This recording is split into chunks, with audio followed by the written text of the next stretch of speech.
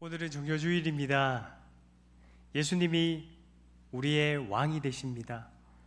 겸손의 왕이시며 평화와 공의의 왕이시며 우리를 죽음에서 살려내신 구원의 왕이십니다. 우리 사랑하는 태연의 성도님들, 그리고 믿음의 다음 세대들 믿으십니까?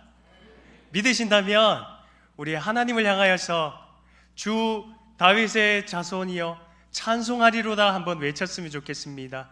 주 다윗의 자손이여 찬송하리로다. 아멘. 오늘 본문 말씀은 예루살렘 성에 예수님께서 입성하신 내용입니다. 예수님이 예루살렘에 입성하신 것은 공개적으로 자신이 메시아 구원자이심을 드러내고 선포하는 사건입니다. 마태는 예루살렘 전체에 소동이 일어났다라고 10절 말씀에 이렇게 기록하고 있는데요. 10절 말씀 다 같이 한 목소리로 함께 보도록 하겠습니다. 함께 봅니다. 예수께서 예루살렘에 들어가시니 온 성이 소동하여 이르되 이는 누구냐 하거늘. 아멘. 10절 말씀에 보시면 소동이라고 번역된 헬라어 단어는 지진으로 인하여서 큰 혼란이 일어났다라는 단어의 의미를 가진 뜻입니다. 마치 예수님의 예루살렘 입성은 예루살렘 전체를 지진과 같이 흔들고 예수님의 정체를 궁금하게 만들었다라는 사실입니다. 그렇다면 도대체 예수님은 어떤 분위기에 예루살렘 전체, 예루살렘 성이 흔들릴 정도로 소동이 일어났을까요?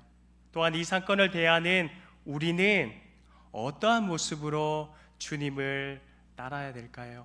오늘 선포되는 말씀을 통하여서 다시 한번 자신을 점검하고 바라보는 귀한 은혜의 시간 되기를 소망합니다.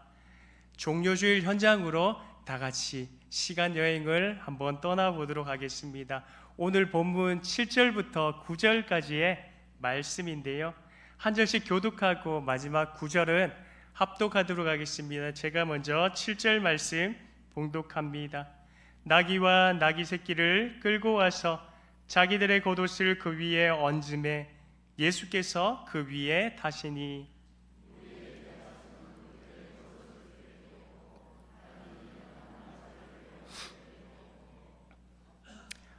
앞에서 가고 뒤에서 따르는 무리가 소리 높여 이르되 호산나 다윗의 자손이여 찬송하리로다. 주의 이름으로 오시는 이여 가장 높은 곳에서 호산나 하더라. 아멘. 예수님이 예루살렘 성에 입성하셨을 때 온 성이 소동하여서 마치 잔치집과 같았습니다. 우선 베다니 건너편 벳바게에서 마련한 나귀 새끼를 타고 예루살렘 성에 입성하시는데요, 오늘 본문 7절 말씀을 보시면 예수님의 말씀대로 제자들이 나귀 새끼를 끌고 와서 자신들의 겉옷을 나귀의 등에 안장으로 깔고, 또한 온 무리들이, 예루살렘 성에 모였던 온 무리들이 겉옷을 벗어서 예수님이 가시는 길에 펴놓고, 그뿐만 아니라 종려나무 가지를 꺾어서 예수님을 향하여서 환호의 함성을 보냈다라고 우리에게 말씀해 주고 있습니다.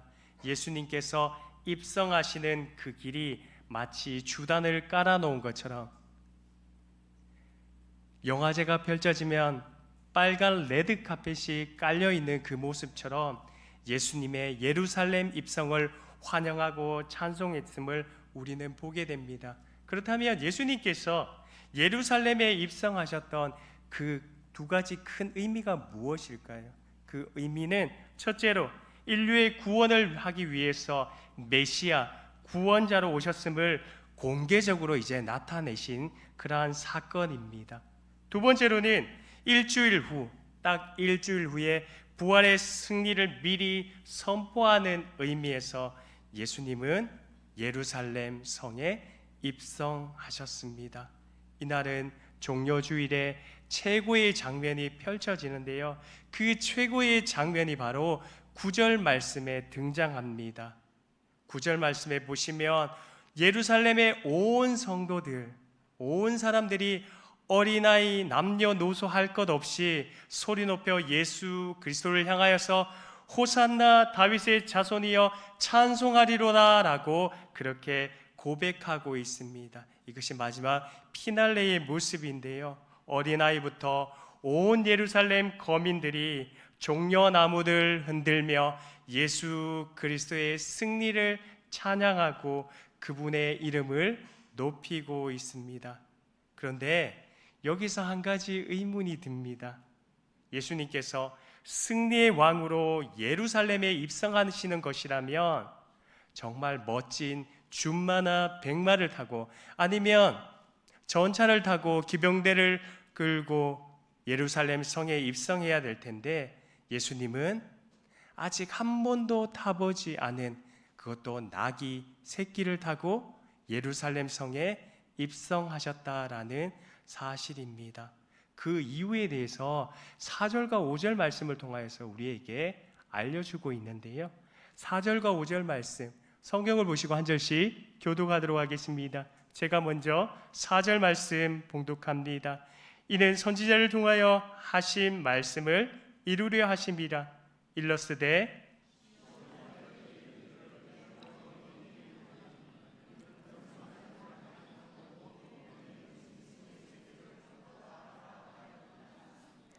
아멘. 예루살렘에 입성하신 것이 그냥 급조되어서 뜬금없이 해프닝으로 만든 그러한 일이 아닌 것을 우리에게 알려주고 있습니다. 예수님께서 예루살렘에 입성하신 그 이유는 바로 구약 시대 때 선지자를 통하여서 하나님이 말씀하신 그 선지자의 말씀의 선포가 온전히 이루어지기를 예수님은 바라면서 하나님의 구원 계획을 이루시고 있습니다. 오늘 본문 4절 말씀에 보시면 이는 선지자를 통하여서 하신 말씀을 이루려 하심이라 라고 기록하고 있습니다. 그렇다면 도대체 어느 선지자가 이런 예언의 말씀을 했을까요? 승리의 왕으로서 탈 것이 백마나 준마가 아닌 나귀 새끼임을 누가 먼저 구약시대에 예언했을까요? 우리 함께 스가랴 9장 9절에서 10절 말씀 한 절씩 교독하도록 하겠습니다. 제가 먼저 9절 말씀 봉독합니다. 시온에 따라 크게 기뻐할지어다. 예루살렘에 따라 즐거이 부를지어다. 보라, 내 왕이 내게 임하시나니 그는 공의로우시며 구원을 베푸시며 겸손하여서 나귀를 타시나니 나귀의 작은 것 곧 나귀 새끼니라.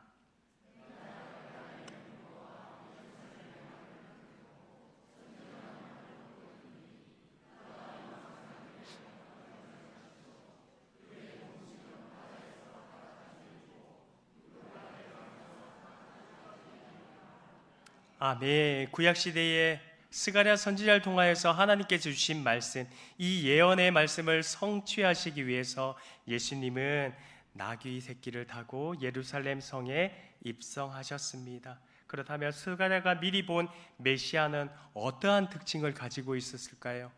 오늘 본문 말씀과 스가랴 9장에 나오는 말씀과 연관지어서 살펴보도록 하겠습니다. 첫째로는 겸손의 왕으로 우리 가운데 오셨다라는 사실입니다. 원래 왕이라면 삐까뻔쩍한 전차를 타거나 기병대를 끌고 예루살렘 성에 입성하는 것이 당연한 것입니다. 그런데 예수님께서는 준마도 아니고 백마도 아닌 그저 볼 것 없고 초라한 나귀 새끼를 타고 예루살렘 성에 입성하셨다라는 사실입니다. 왕의 신분에 걸맞지 않는 그러한 모습인데요. 오히려 예루살렘 거민들의 기대와는 달리 나귀 새끼를 타고 입성하시는 예수님의 모습이 초라해 보일 수도 있습니다. 우리 성도님들은 어떻게 생각하십니까?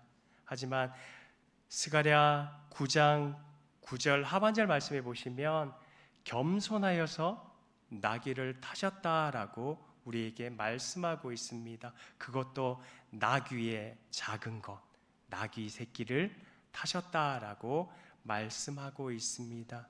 예수 그리스도는 우리의 겸손의 왕이십니다. 주님은 이 땅 가운데 공생의 사역을 하시면서 겸손한 모습의 본을 우리에게 보여주셨습니다. 제자들의 발을 씻기셨고 죄인들의 대속물이 되기 위해서 이 땅 가운데 오셨습니다. 마태는 이 사실을 너무나도 분명히 알고 있었습니다. 그래서 이제 마태는 마태복음 11장 28절에서 30절 말씀을 통하여서 분명히 예수님께서 이 땅 가운데 오신 인생의 이유와 목적에 대해서 이렇게 말씀하고 있는데요. 제가 읽어드리도록 하겠습니다. 잘 경청해서 들어주시기 바랍니다. 수고하고 무거운 짐진 자들아 다 내게로 오라. 내가 너희를 쉬게 하리니 나는 마음이 온유하고 겸손하니 나의 멍에를 메고 내게 배우라. 그리하면 너희 마음이 쉼을 얻으리니 이는 내 멍에는 쉽고 내 짐은 가벼움이니라 하시니라. 아멘. 마음이 온유하고 겸손하신 예수님께서 이 땅에 오신 이유와 목적이 무엇이라고 밝히고 있습니까?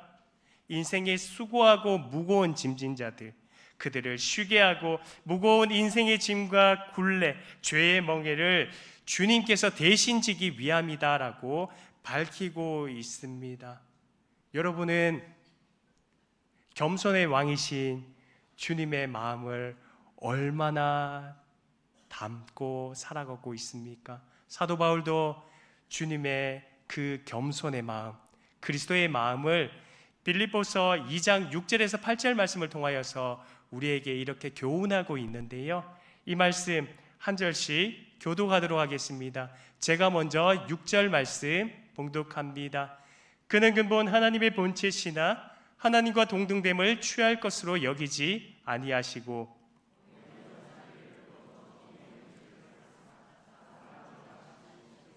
함께 봅니다. 사람의 모양으로 나타나사 자기를 낮추시고 죽기까지 복종하셨으니 곧 십자가에서 죽으심이라. 아멘. 사도 바울은 그리스도의 마음, 그리스도의 겸손을 빌립보서 2장 6절 말씀에서 시작하여서 10절까지 표현해 주고 있는데요.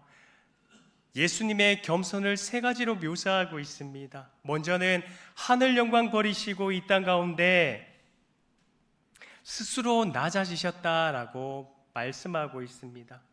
그리고 두 번째, 겸손한 모습으로 종의 형체를 취하사 육체로 이 땅 가운데 오셨다라고 소개합니다. 그러면서 마지막으로 한 가지 더 첨부하고 있는데요. 그 내용은 우리가 너무나도 잘 알듯이 하나님의 구원 계획을 이루시기 위해서 십자가에서 죽으시고 음부까지 낮아지시며 겸손하심으로 하나님의 완전한 구원 계획을 이루셨다라고 우리에게 말씀하고 있습니다. 사랑하는 대원의 성도 여러분, 우리 중고등부 학생들, 예수 그리스도의 겸손과 마음을 배워나가는 우리 모두가 되기를 소망합니다. 우리 주님은 만왕의 왕이시며 만주의 주가 되십니다.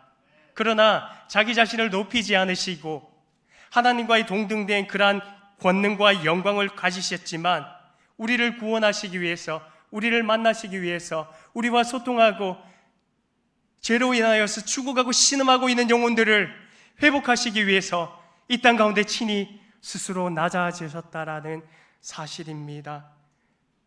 스스로 겸손의 본이 되신 예수 그리스도, 그분만이 우리의 겸손의 왕임을 자랑하고 드러내는 우리 모두가 되기를 소망합니다.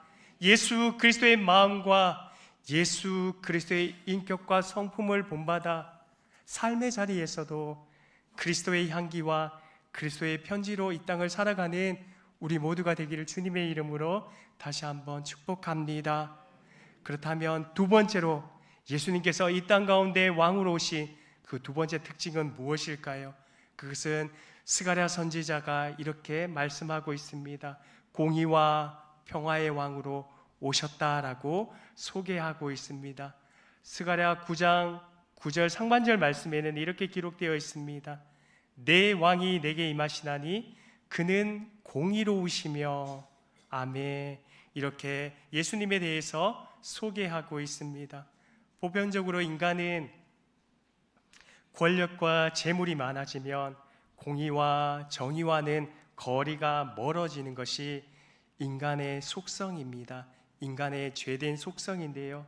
그렇지만 예수 그리스도는 하나님과의 동등된 영광과 권능을 가졌음에도 불구하고 세상의 모든 것이 자신의 것임에도 불구하고 공의로 정의로 이 땅을 다스리고 통치하시기 위해 오셨다라는 사실입니다. 이러한 모습은 예수님이 세속적 권력으로 사람들을 억압하려는 그러한 굴림의 왕이 아니라 공의와 정의로 다스리고 통치하는 왕이심을 드러낸 것입니다.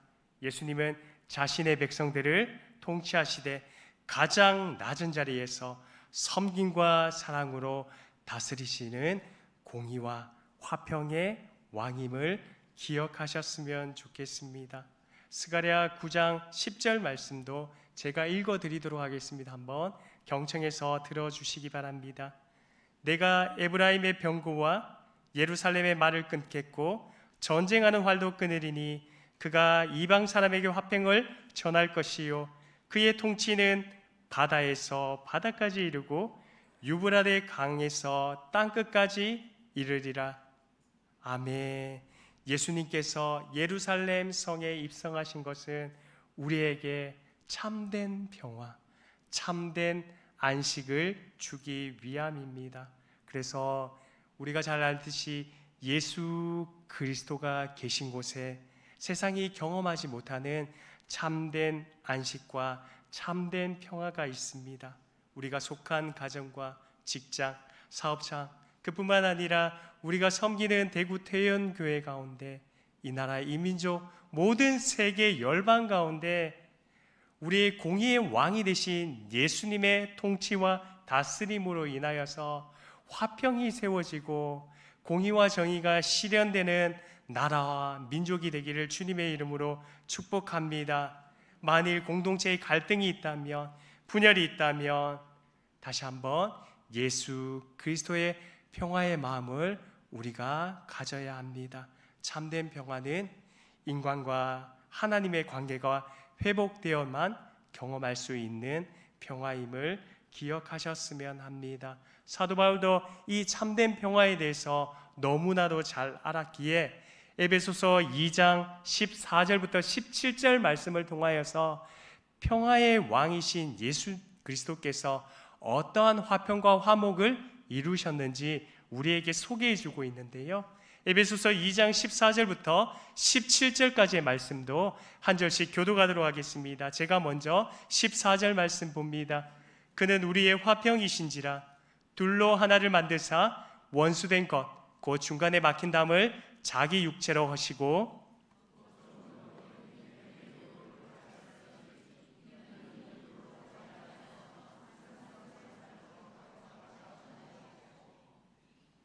또 십자가로 이들을 한 몸으로 하나님과 화목하게 하려 하심이라. 원수된 것을 십자가로 소멸하시고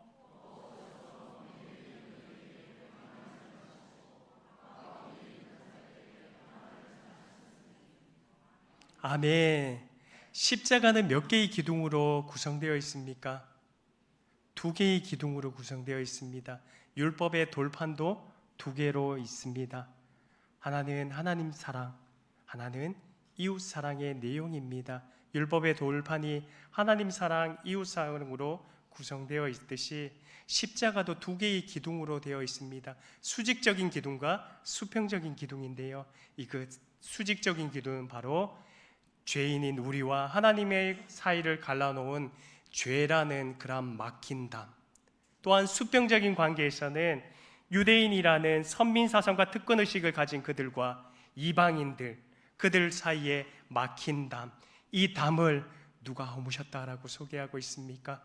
화평의 왕이신 예수 그리스도께서 화목하게 하시고 또한 그 화목을 누릴 수 있도록 친히 십자가에서 몸을 찢으시고 피를 쏟아내심으로 말미암아 우리에게 화평을 선물로 주셨다라고 사도 바울도 선포하고 있습니다. 하나님과 화목하기 위해서 원수된 그 모든 장벽들과 장애물을 깨뜨리시기 위해서 친히 이 땅 가운데 평화의 왕으로 오셨다라는 사실입니다. 그 주님을 기억하시길 소망합니다. 마지막으로 세 번째입니다. 스가랴가 미리 본 메시아는 마지막 구원의 왕으로 우리 가운데 임하셨음을 말씀하고 있습니다. 마태복음 21장 9절 말씀인데요, 이 말씀 다 같이 한 목소리로 함께 보도록 하겠습니다. 함께 봅니다. 앞에서 가고 뒤에서 따르는 무리가 소리 높여 이르되 호산나 다윗의 자손이여 찬송하리로다. 주의 이름으로 오시는 이여 가장 높은 곳에서 호산나 하더라. 아멘. 호산나 찬송하리로다. 다윗의 자손으로 오신 구원의 왕이시여 당신만을 높이고 당신만을 경배하겠습니다 라고 예루살렘에 모인 어린아이와 남녀노소 할 것 없이 예수 그리스도를 향하여서 구원의 왕이심을 선포하고 있습니다. 스가랴 9장 9절 상반절 말씀에도 이렇게 기록되어 있습니다. 보라, 내 왕이 내게 임하시나니 그는 공의로우시며 구원을 베푸시며 라고 소개하고 있습니다. 예루살렘 성에 모인 수많은 무리들은 예수님을 향하여서 호산나라고 외치고 있습니다.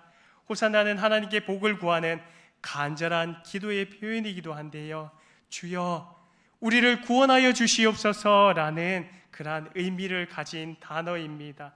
이 같은 외침은 왕이신 예수님이 자신의 백성들을 구원할 구원자 왕이심을 선포하는 내용이기도 합니다.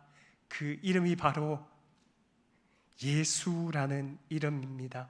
하나님께서 허락하신 이름, 친히 하나님의 백성들을 구원하실, 죄에서 구원하실 아름다운 예수라는 이름을 우리에게 주셨다라는 사실입니다. 당시 이스라엘 백성들은 구약에 약속된 메시아를 기다리고 있었습니다. 메시아 대망 사상을 가지고 있었는데요, 그들은 정치적인 메시아를 원했습니다. 로마의 통치 아래 있었기에 자신들을 구원해주고 현실의 억압을 해결해줄 그러한 구원의 왕을 원했습니다. 그러나 예수님은 그러한 정치적 왕으로 입성하지 않았다라는 사실입니다. 초라한 나귀 새끼를 타시고 사람들이 기대하는 정치적 왕이 아니라 구원의 왕으로 영원한 생명을 우리에게 주시기 위해 예루살렘 성에 입성하셨고, 하나님의 구원 계획을 이루시기 위해서 십자가의 길을 묵묵히 걸어가셨다라는 사실입니다. 사랑하는 대연의 성도 여러분, 기억하셨으면 좋겠습니다. 예수라는 이름은 나의 성공을 위한, 나의 인생의 도둠발로 서는 그러한 이름으로 사용되는 것이 아니라 나에게 영원한 생명을 주시기 위해 오신 구원의 왕으로 친히 만나셨으면 합니다. 사랑하는 우리 중고등부 학생들, 예수 그리스도라는 이름을 하나님께서 주신 이유는 여러분들에게 영원한 생명, 영원한 하나님 나라를 유업으로 주셨다는 사실을 이 마음판에 새기기를 소망합니다.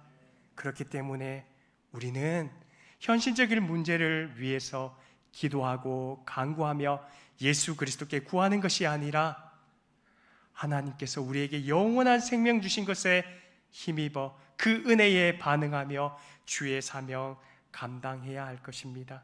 사랑하는 대원의 성도 여러분, 우리도 예수님 당시 이스라엘 백성과 같이 당장 해결받고 싶은 여러 가지 인생의 문제들이 있을 것입니다. 그거보다도 더 앞서 선행되어야 될 게 있습니다. 그것은 우리의 관심을 뛰어넘어, 우리의 기도 제목이 해결되는 것을 뛰어넘어 예수님을 우리의 구원자로 만나야 한다는 사실입니다. 이 말씀을 우리 마음판에 새겼으면 합니다. 사랑하는 대연의 성도 여러분, 말씀을 맺겠습니다. 오늘은 종려주일입니다. 나귀 새끼를 타고 초라한 모습으로 예루살렘 성에 입성하신 종려주일입니다. 예수님은 겸손의 왕으로, 공의의 왕으로, 평화의 왕으로 우리를 구원하시기 위해서 구원의 왕으로 오셨습니다. 하나님의 구원 계획과 그 뜻도 다 이루시고 우리를 구원해 주셨습니다. 왕이신 주님만을 높이며 찬양하는 우리 모두가 되기를 소망합니다. 당시 예루살렘에서는 유월절을 보내기 위해서 수많은 사람들이 운집해 있었습니다. 그런데 대부분 예수님이 누구인지 잘 알지 못했습니다. 예수님을 찬양하는 대열에 합류하지 못했다라는 사실입니다. 당시 팔레스타인에서 겉옷은 그 사람의 전 재산을 나타내는 물건이기도 합니다. 대부분 함벌로 살아가기에 겉옷을 보면 그 옷이 누구 옷인지 금세 알아볼 수 있었습니다. 자신의 전 재산이자 자신의 정체성과 같은 겉옷을 다 벗어버리고 예수님께서 입성하시는 예루살렘 성 그 바닥에 다 깔았다라는 사실입니다. 이 의미가 바로 당신이 나의 왕이시며 나의 구원자이십니다 라는 것을 고백하는 신앙 고백의 모습입니다. 사랑하는 대연의 성도 여러분, 세상의 그 어떤 것보다도 예수 그리스도보다 귀한 것은 없습니다. 연약하고 부족하고 질그릇처럼 깨지기 쉽지만 우리 안에 존귀한 예수 그리스도라는 보물이 담겨 있습니다. 오직 예수 그리스도만을 바라보며 겸손의 왕, 평화의 왕, 우리를 구원하시기 위해서 구원의 왕으로 오신 주님만을 섬기며 따르는 우리 모두가 되기를 주님의 이름으로 축복합니다. 기도하겠습니다. 하나님 감사합니다. 구원의 왕으로, 평강의 왕으로, 겸손의 왕으로 화평을 주시기 위해서 이 땅 가운데 오실 우리 주 예수 그리스도 주님을 찬양합니다. 죄와 사망의 법에서 생명과 성령의 법으로 인쳐주시고 새롭고 산 길을 열어주신 주님의 은혜 가운데 살아갈 수 있도록 인도하여 주시고 고난주간 주님의 십자가에 동참하며 예수 그리스도의 향기와 편지로 이 땅을 살아갈 수 있도록 인도하여 주시옵소서. 예수님의 이름으로 감사하며 기도드립니다. 아멘.